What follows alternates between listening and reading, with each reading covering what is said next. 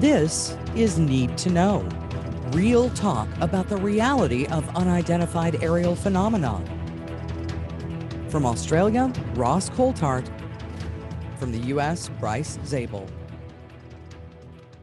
Hello and welcome back, dear listener, to Need to Know.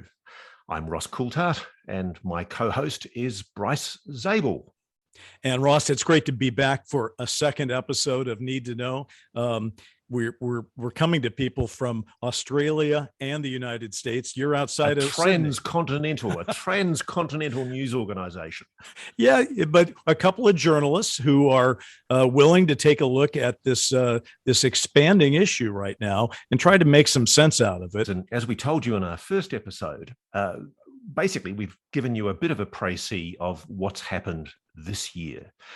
I don't know about you, Bryce, but I thought it was very important to point out to our viewers and our listeners that it hasn't always been the case that this issue has been subjected to ridicule and stigma and taboo. The thing that really leapt out at me when I started looking, especially at the historical records in your Defence Department and Intelligence Service archives, is that back in around about 1947, when this issue first started coming on the radar, when people started talking about flying saucers, there were people in your military, your intelligence services, and in my government's military and intelligence services, and in Western and even Eastern European countries all over the world, the phenomenon was being acknowledged as real. UAPs weren't a subject for ridicule and giggling mockery. They were taken seriously because the government of the day couldn't explain it, could they?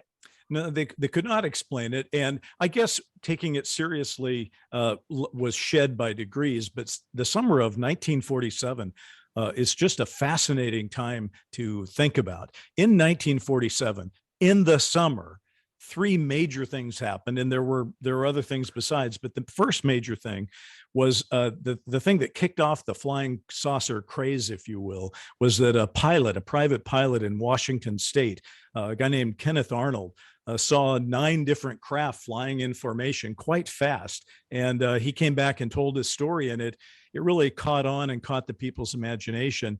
And then less than a week later, about 2 weeks later, Roswell happened.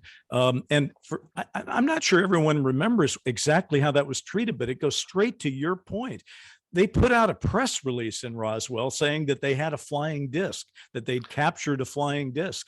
And then this is the origin myth of the greatest conspiracy theory of all. This is the mystery that won't go away. The allegation that the United States government has secretly recovered an alien spacecraft. Well, the truth now is to be ridiculed. Yeah, well, the truth is, if that happened, and I think that your book has a lot to say about it, and I've certainly talked and written about it over the years. If it happened, it isn't. I think it's the original sin of the UFO cover-up. If it happened, because it really set the template where the whole thing disappeared. Think about it. If something happened in 1947 that caused the base at Roswell to put out a press release saying they had a flying disc, they took it back the next day and nobody heard a thing about it until 1980. Well, that's 33 years. That's a long time to put something under the table. And you know, the funny thing about it is, if you read the Gillibrand amendment, the amendment of Senator Gillibrand that's now before the Congress, it's now talking about retrieving one of these objects. It's talking about testing materials, medical studies. What would they be studying medically, do you think, Bryce, if there was one of these objects recovered? I mean, there's a bear in the room here, isn't there? We're talking about craft, aren't we? It's crazy. And what has happened over the years in certainly here in America, and I think also parallel in Australia and around the world, is that at first only a few things could be even talked about and everything else was just too crazy. So at first you said, well, I can maybe think that there are objects out there, but boy, I don't want to talk about the fact there might be people inside them. And then it was like, well, maybe there's people inside them, but I certainly don't want to talk about them crashing and recovering craft and bodies. And now they do talk about those things. And what about abductions? Same thing. Yeah, it's funny. I don't quite know what to think about abductions. I don't know what to I don't think either. about my lab's military abductions. It just does my head in. But I'm not dismissing anymore the possibility that the United States has recovered alien, non-human technology. And the reason why is because when I was writing my book, I decided to write a whole lot of letters all over America. I thought, who are the most interesting people that might know something? And one of the guys I wrote to was the guy who was essentially the chief boffin for the US Navy, a guy called Nat Kobitz. And I got Nat at just the right time. He was a beautiful man. God bless him. I really miss him, actually, because he was a lovely fella to talk to.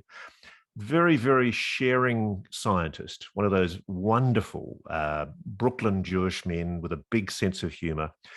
And he was talking to me at the time that there were the bushfires in Australia, when we were basically on fire, which you wouldn't think now because we're half underwater at the moment.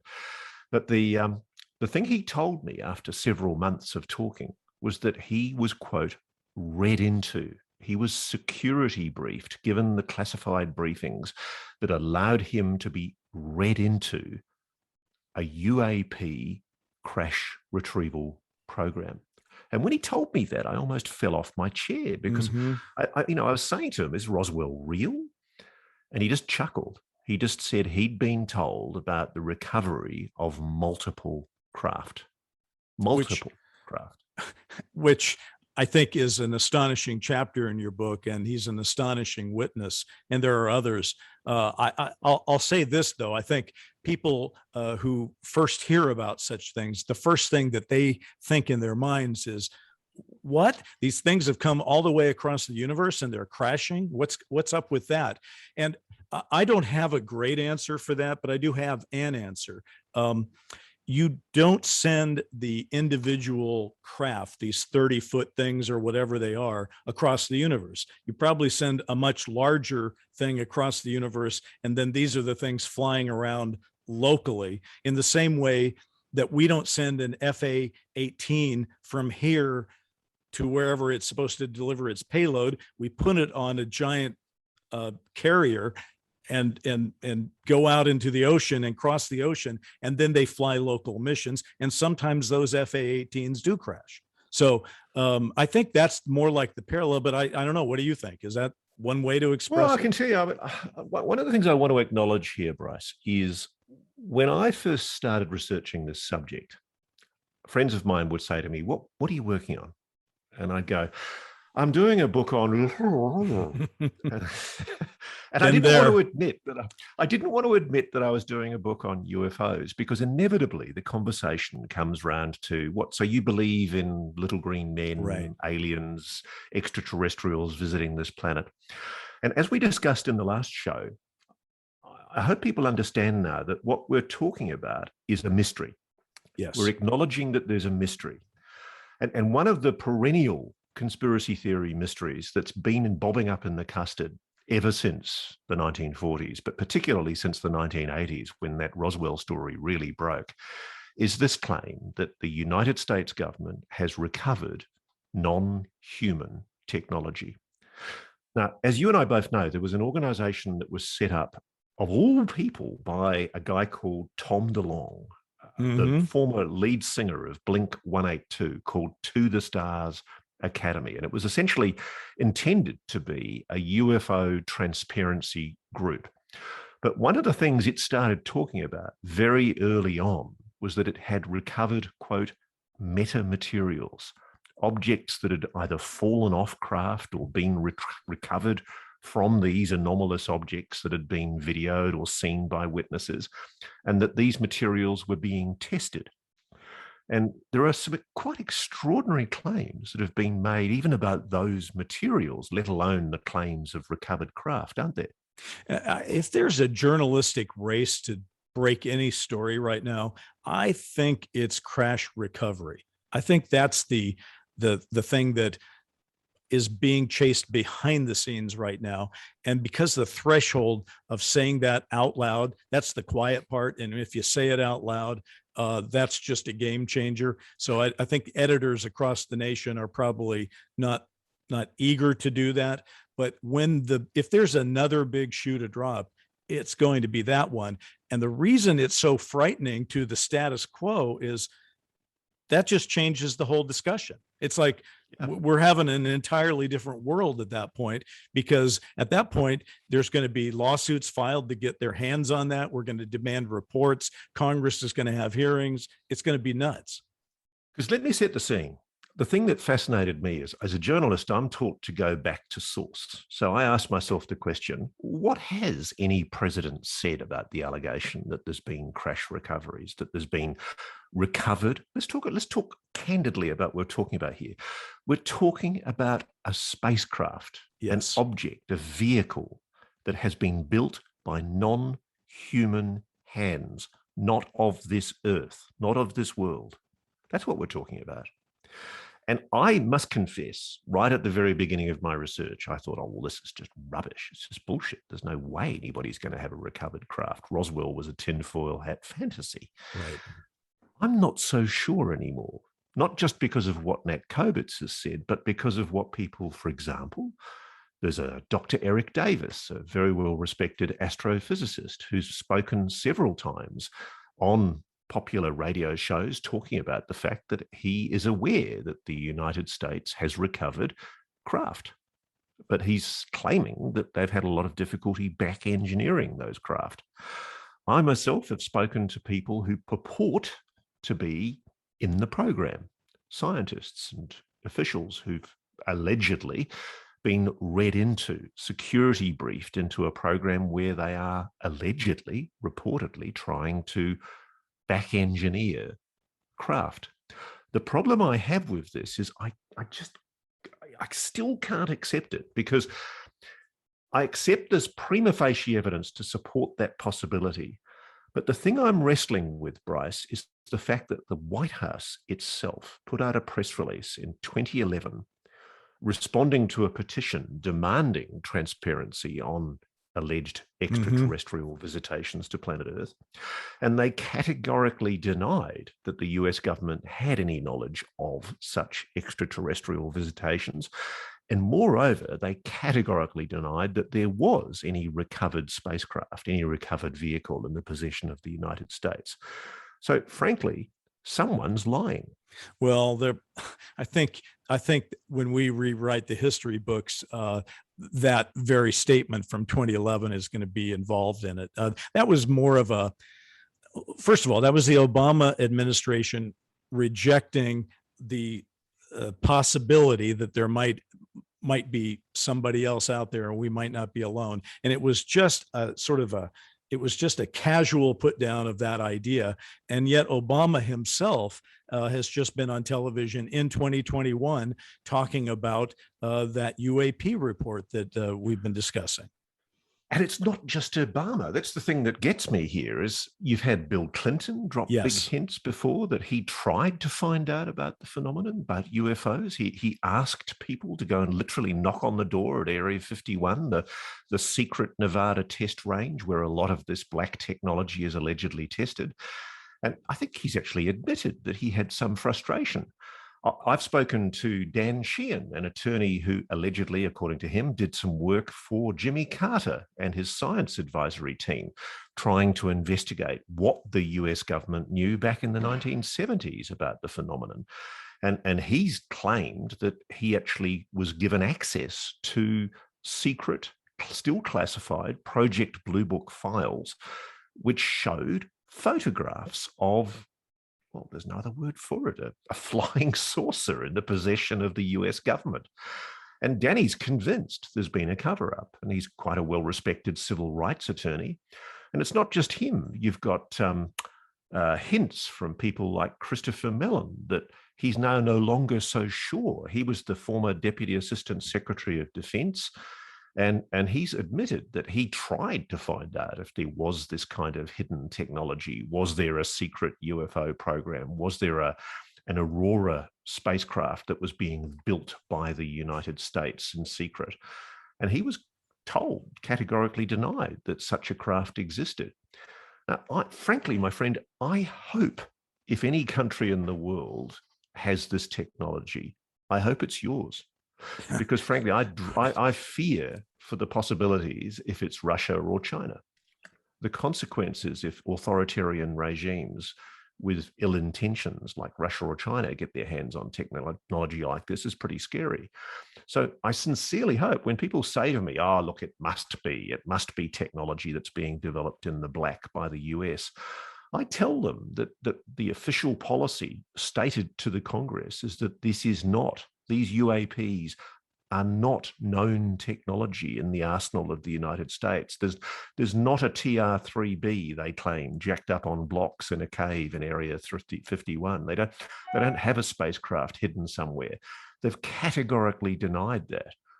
What I find fascinating is somebody is clearly lying. Somebody is clearly lying, and if maybe we've gone from the space race to the crash race, and that's been going on behind the scenes for years.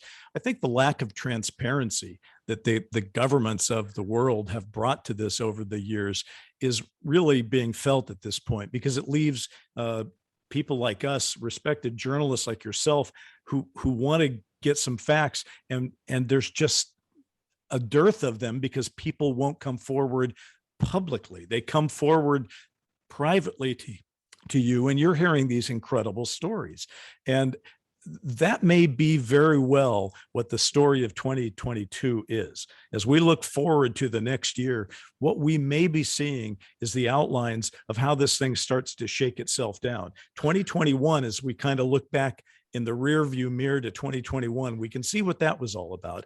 That was admitting that the UAP phenomena is real, not stating exactly who it was, but as the information that you've been getting from people comes forward, and others and myself, we've all heard these rumors and these discussions for years. 2022 may be the year where we start to really, really talk about that. And I so empathize with what you've been saying, where it's just crazy. And your friends are like, you don't really believe. And yet, if you do the work and if you start to talk to people, you say, well, I have to believe something. And I'll just part with this. I've lived for like 25 years now, where I always say I'm treated like the drunk uncle at the wedding, where people go, well, there's Bryce talking about that again. And the difference in 2021 is palpable to me. I don't get treated like that anymore. I get people saying, not what's he up to, but what can he tell me? I get people saying, come here, buddy, tell me what you know. I agree. I mean, it's funny because friends of mine, I'm a member of this group called ICIJ, the International Consortium of Investigative Journalists, and they've done work on, say, the Pandora Papers or the Panama Papers, and running all sorts of collaborative investigative journalism. And so there's these fantastic journos all over the world who share investigations and share stories. And in the last few months, since my book's been published, I've been getting these kind of whispered calls where journos ring me and they go, hey, Ross, I hear you've written a book on UFOs. And the accent I'm trying to do there is a Spanish guy. And he told me that he was aware that his government had been investigating a particular UFO incident, and he'd been frightened to run the story. But because he'd seen my book and heard me being quoted somewhere, he was happy to start talking about it.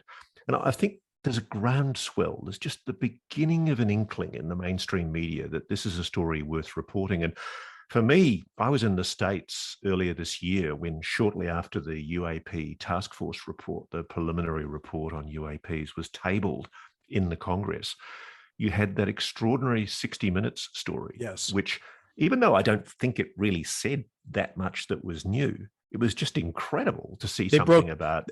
They broke their own taboo. I mean, in all the years, 60 Minutes is, the granddaddy of the news programs here in the United States.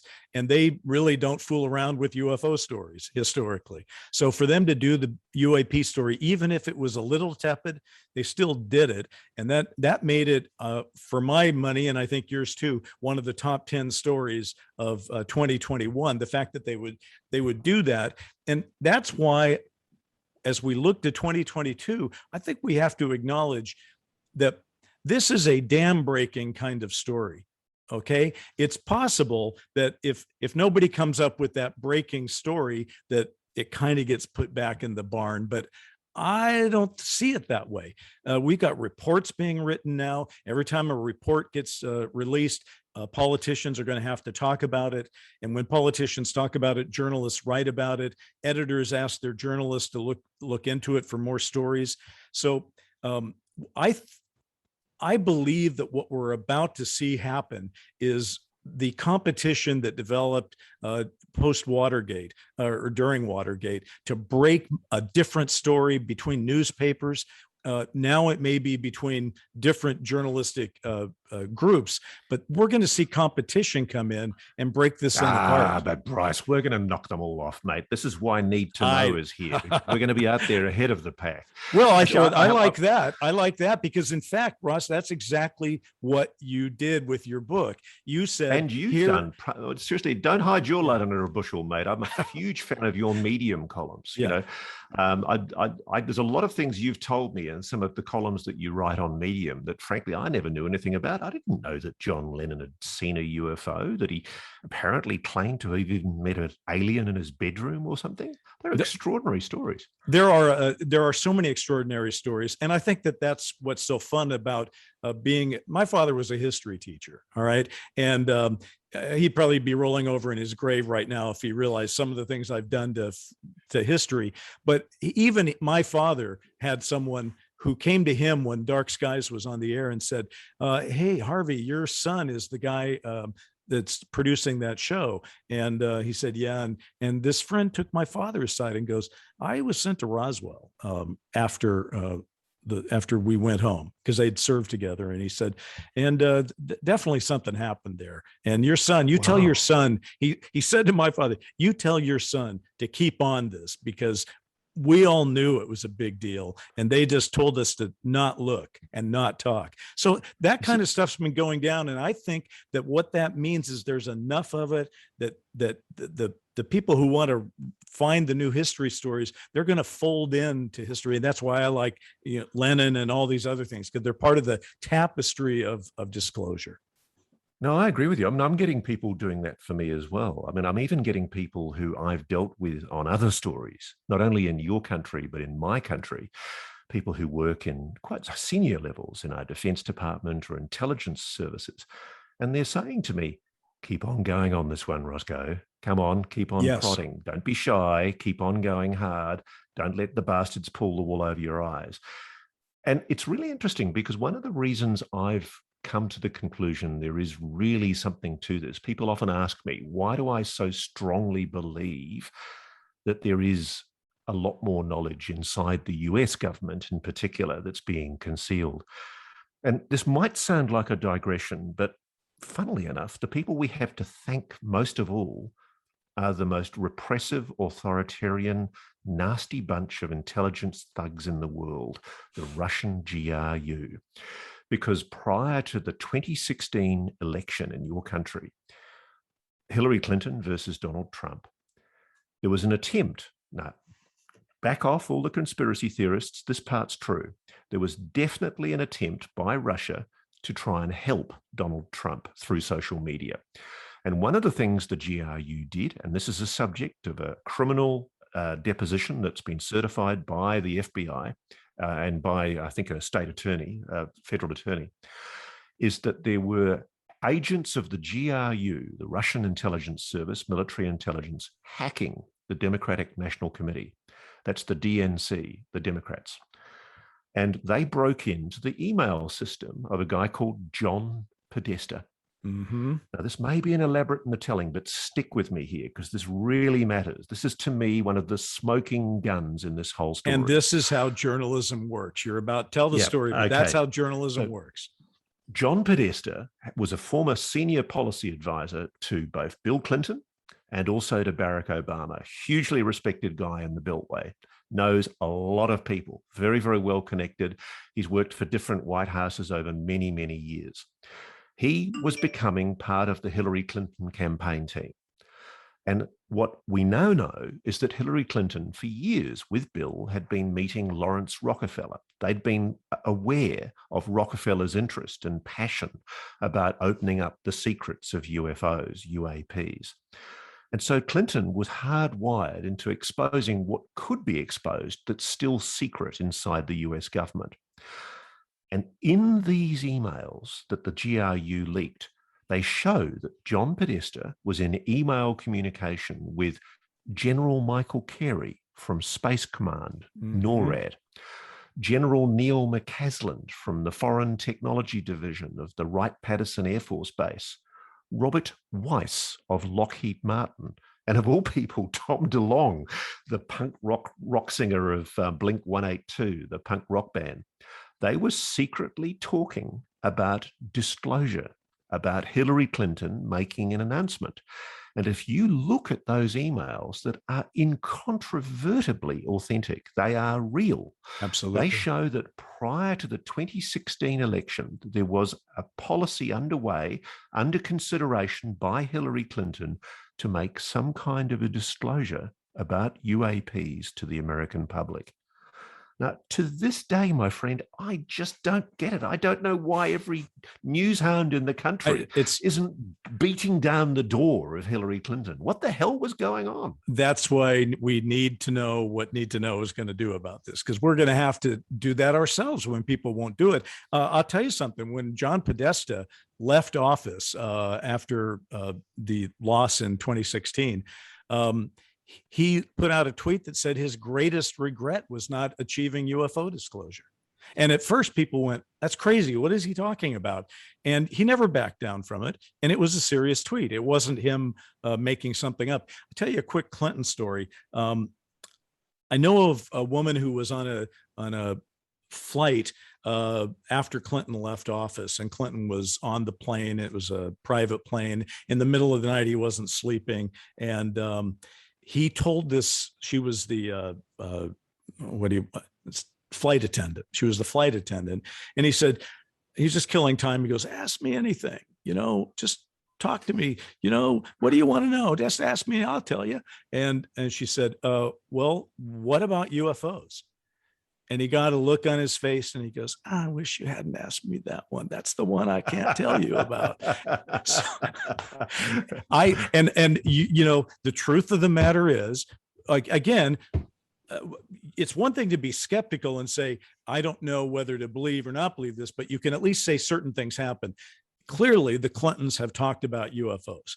Clearly, the Clintons have been interested in the topic for years. And the question, think about how we might have been diverted had Clinton won instead of Trump in 2016. We might be having a very different conversation right now if indeed she was willing to take that leap and start talking about this as the president. And then you have to ask yourself, if it's that good a topic and presidents can talk about it, where was Trump during this? Where's Biden during this? Why are they still not doing this?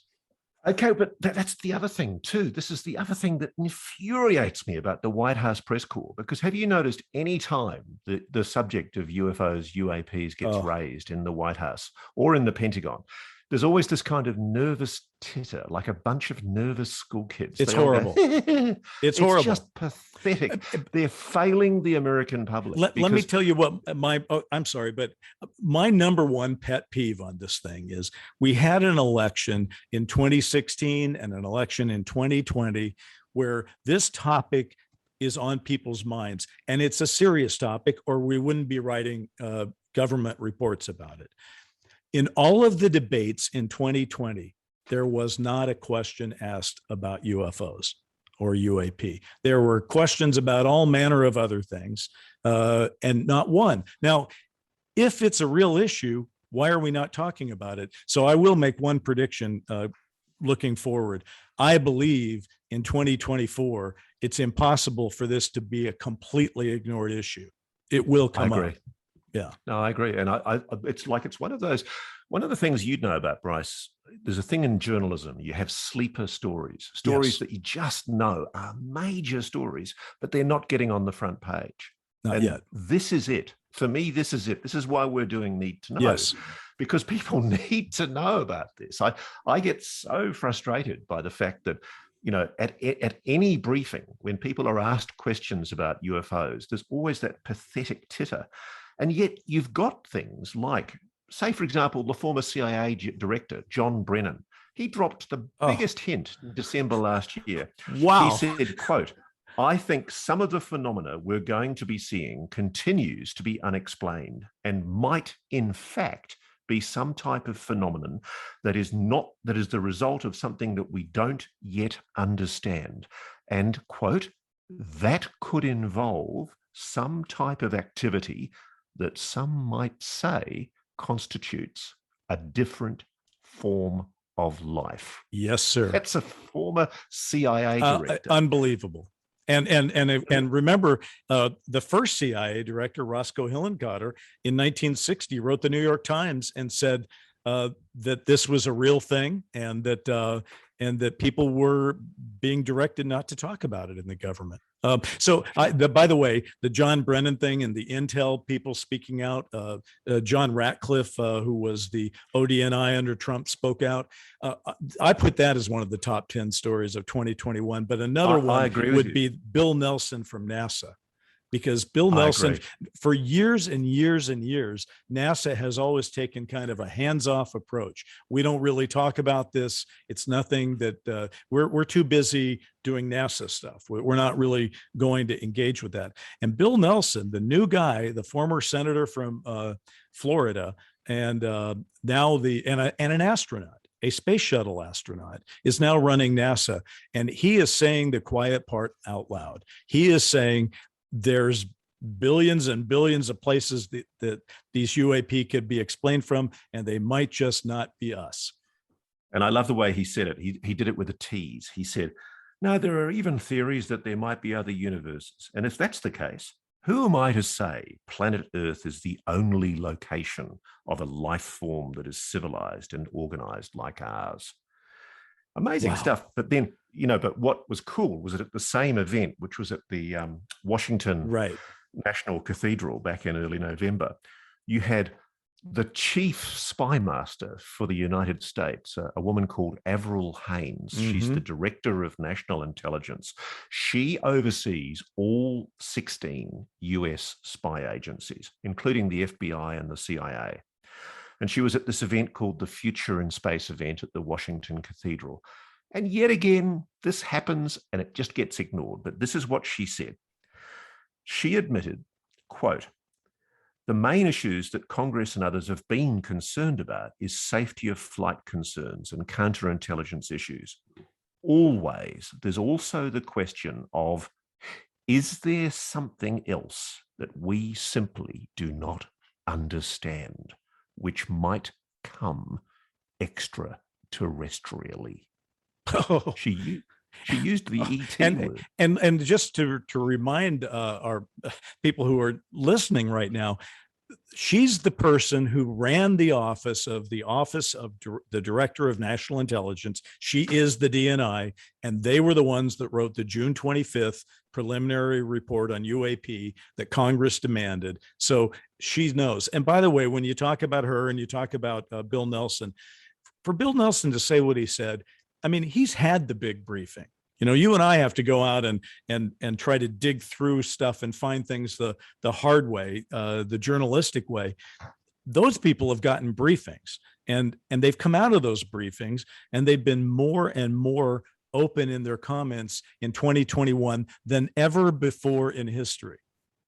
Period. And I also follow up Avril Haines's comments because one of my favorite characters in this is a guy called Lou Elizondo, who's guy who looks like a Marine from Central Casting. He's this nuggety soldier spook, and he's got this big bushy beard, lovely bloke, and he followed up within a week or two of Avril Haines' comments. He did an interview with British GQ magazine, the men's fashion magazine. And they just asked him outright. They said, do you believe we have recovered a craft? And he's such a flirt, Elizondo. He totally is. So nicely. He says, I've been told I have to be very careful how I answer this question.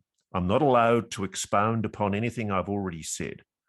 What I have said is that it is my opinion, my belief, a strong belief, hint, hint, that the US government is in possession of exotic material associated with UAPs. That's all I'm allowed to say. I mean, I rest my case. Let's pack up and go home. Okay, I'm sorry. What part of that was so unclear? I don't get it. And I got to say, I do love Lou Elizondo. I know he's a controversial person.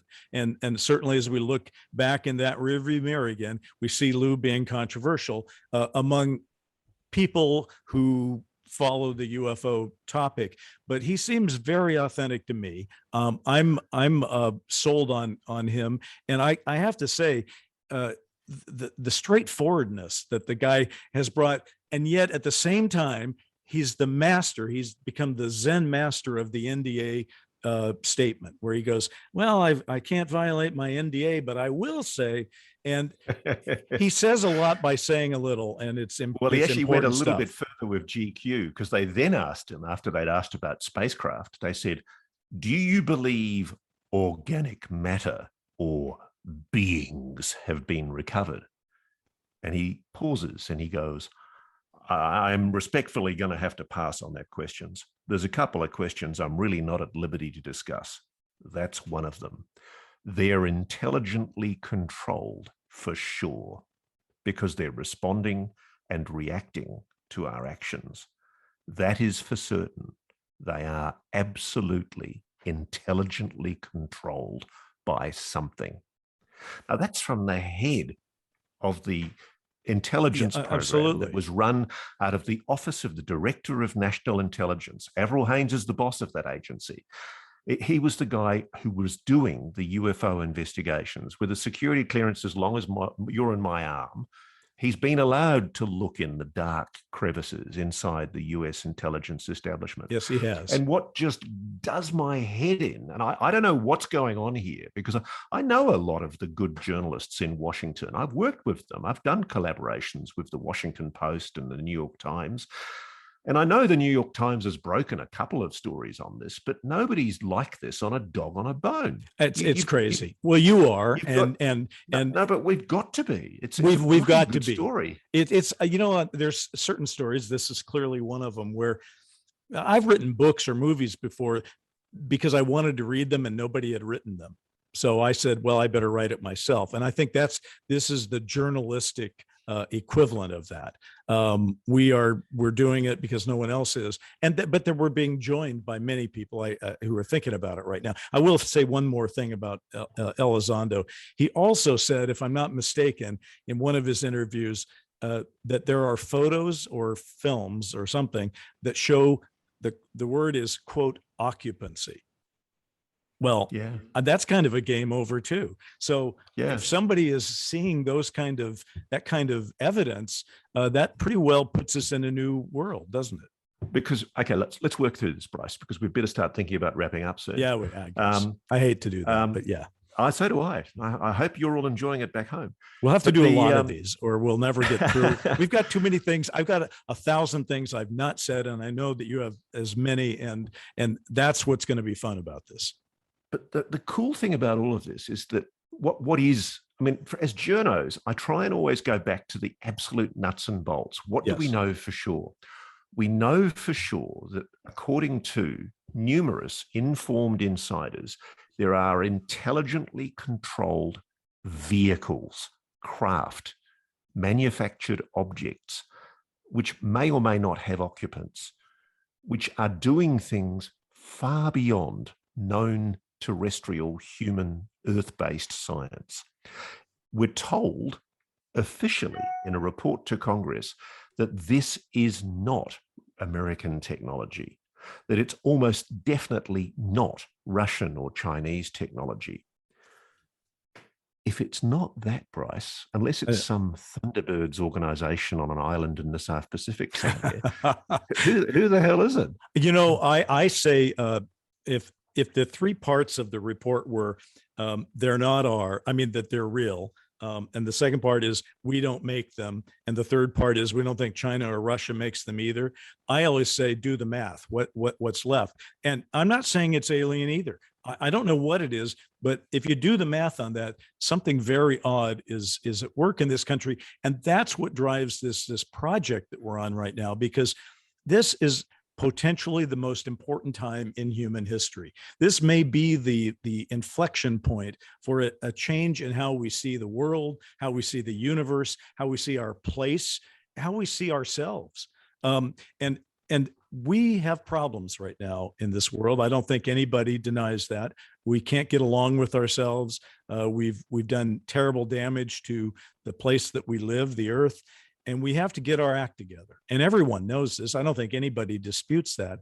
Maybe a first step in getting our act together would be to elevate the truth about something as profound as this and get it out there, and then get to work at being human and fixing our problems.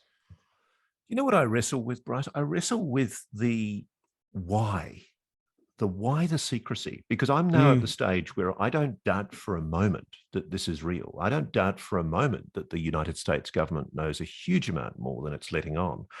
I mean, for example, I was just laughing to myself this morning because in preparing for this interview, I was reading the ex-CIA director James Woolsey's comments to our friend John Greenwald from the Black Vault site earlier in April this year. And he described an incident in which a friend of his had his aircraft, quote, stop at 40,000 feet and not continue operating as a normal aircraft. Right. And he acknowledged that in the context of UAPs. Now, in my country, if any public servant, let alone the head of an intelligence service or a former head of an intelligence service, came out and said this had happened, I would be the national correspondent or the national security correspondent for the top newspaper, and I would say, can you please explain what you mean? Oh, what are you talking about where here? is the curiosity on this? This is what gets me. I don't understand why mainstream media is not rattling the cage on this, because the clues are there. They are there. And I think that if we're lucky, media will start rattling the cage more. I just want to, because I know that time is dwindling here. You asked the question, why? Why has there been this truth embargo on this topic over these years? And I've given a lot of thought about that. I think about these things. I'm laying in bed at night, saying, what? Why? Okay, I have two possibilities that I'll leave you with. Possibility number one is it's scary. It's just not fun to consider. And that's possible because of the nuclear connection we've got and things like that. Might be scary. And the second one is it's just impossible to understand. I mean, it may be just too strange. I've often loved there's a quote from a physicist, Haldane, at the turn of the century, who said the universe is not only stranger than we imagine, it may be stranger than we can imagine. Now, if that's the case, that would explain it also. Well, the enigmatic Luis Elizondo, the former head of the Pentagon UFO program, when he was asked about this, he said that the real explanation would make people somber. Yes. Okay, that's a perfect setup. I have a way to close this out. All right. I used to be the chairman of the Television Academy. I was the guy in charge after 9/11. And you ran the Emmys. I did. And we were concerned about how we should deal with having actors walk down the red carpet, right? And how would we find the right tone? And Gregory Peck was there right before he died at an event that we were honoring him at. Oh my God, you got to meet Gregory I did. Peck. I got to introduce him, and I talked to him before that. And I said, Mr. Peck, a lot of actors are very concerned about how to deal with, being appropriate. And how do we deal with all this? And I'm only saying this because you used the word that you used. I said, what are your thoughts? Without missing a beat, Gregory Peck looks at me and he says, I would be sober, but not somber, with a twinkle in my eye to assure the people that everything was going to be okay. Now, if there's a way out of this mystery and whatever, I think Gregory Peck has given a way to think about that. It is time to be sober. It's clearly a time to be sober, but we don't have the information yet to be somber, and we still have to be human. We still have to have the twinkle in our eyes, and we still have to tell each other it's going to be okay, whatever it is. And so that's where I come down on this. Well, I'll end it by saying, Bryce, we can handle the truth. We can handle the truth. I think I think we can. And so, dear listener, I'm sorry to say, it's time to go, but we'll be back with another edition of Need to Know, because we really do need to know. Watch the skies.